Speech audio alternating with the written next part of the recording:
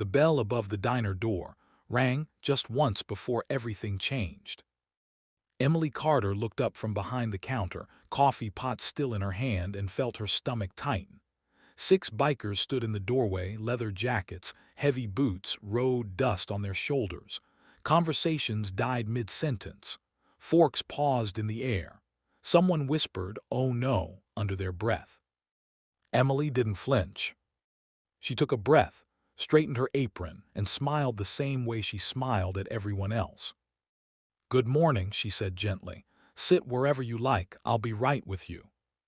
That single sentence would cost her her job. Emily had been working at Grace's Corner Diner for almost 4 years.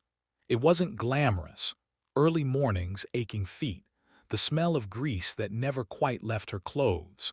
But it paid the rent for her tiny apartment and helped cover medical bills for her father, Robert Carter, who'd suffered a stroke 2 years earlier. Grace's Corner was a place of routine. Same customers, same orders, same rules, and one unspoken rule was very clear. Bikers were not welcome. The owner, Harold Whitman, claimed it was bad for business. He said bikers scared away families, that they caused trouble, that they didn't tip. Emily had never seen proof of any of that, but she'd heard the warnings plenty of times. "Don't serve them," Harold had said once. "If they come in, tell them we're closed." But Emily had also been raised by a mother who believed kindness was non-negotiable. And when her mom passed away, that belief was one of the few things Emily held onto. So when the bikers slid into a booth, laughing quietly among themselves, Emily walked over with menus. "What can I get you started with?" she asked. One of them, a tall man with gray in his beard and kind eyes, smiled back. "Coffee would be great, ma'am, and thank you." They weren't loud. They weren't rude. They said please and thank you. They joked about the weather, about the long ride ahead, about how much sugar was too much sugar in coffee. Emily found herself relaxing. Then Harold came out of the kitchen. His face turned red the moment he saw them. "Emily," he snapped, "what do you think you're doing?" She froze. "I'm serving customers." "I told you never to let people like that in here." "They're just eating breakfast," she said quietly. "They haven't done anything wrong." Harold stormed over to the table. "You need to leave, now." The bikers exchanged looks. The gray-bearded man stood up slowly. "Sir," he said calmly, "we don't want trouble. We'll pay for our coffee and go." Emily shook her head. "No, please, I—" Harold turned on her. "You're done. Take off the apron. You're fired." The word hit her harder than she expected. Fired. Right there, in front of everyone. Emily's hands trembled as she untied her apron. The diner was silent. No one spoke. No one defended her. She placed the apron on the counter, eyes burning, and walked out the door without looking back. Behind her, the bikers followed. Outside, the morning air felt cold and sharp. Emily wiped her face quickly, embarrassed to be crying in front of strangers. "I'm sorry," the gray-bearded biker said. "This is our fault." Emily shook her head.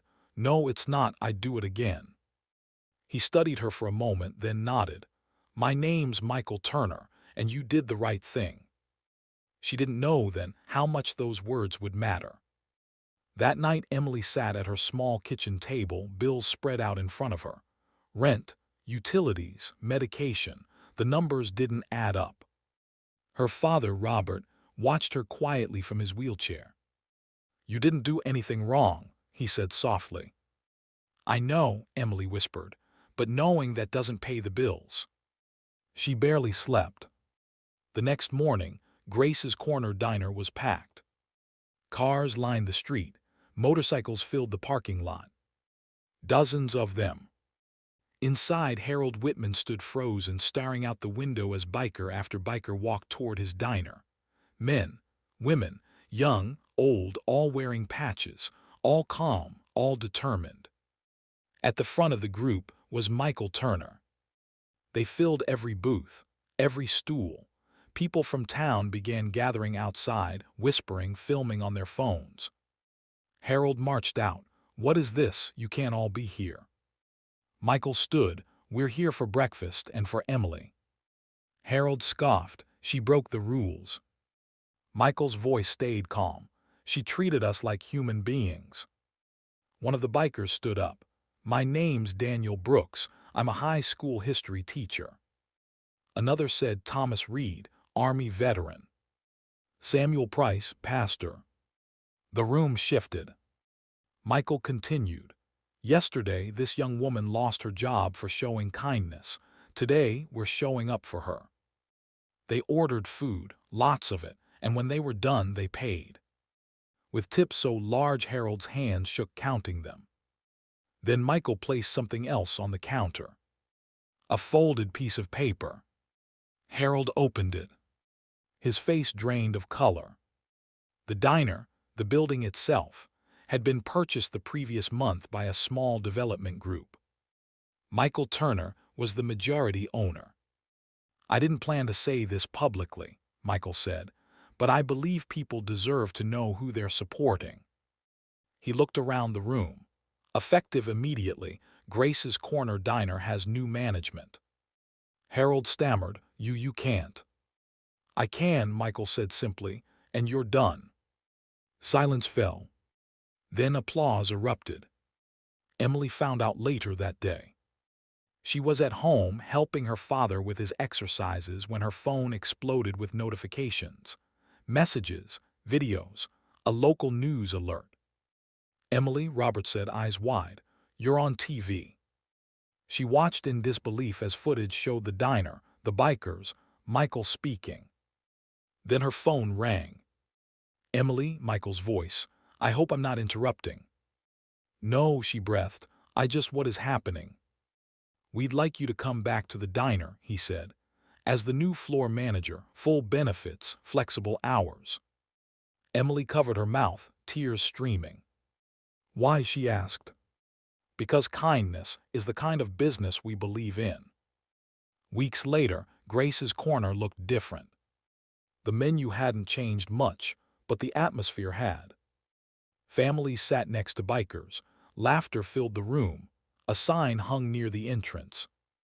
Everyone is welcome here. Emily wore a new apron now, her name embroidered neatly on the front. She still served coffee, but she also trained staff, handled schedules, and made sure no one was ever judged by how they looked. Her father's bills were paid. His health slowly improved. And every Saturday morning, the bikers came back. Not because they had to, but because someone once treated them like they mattered. And that kindness, simple, quiet, brave, had changed everything.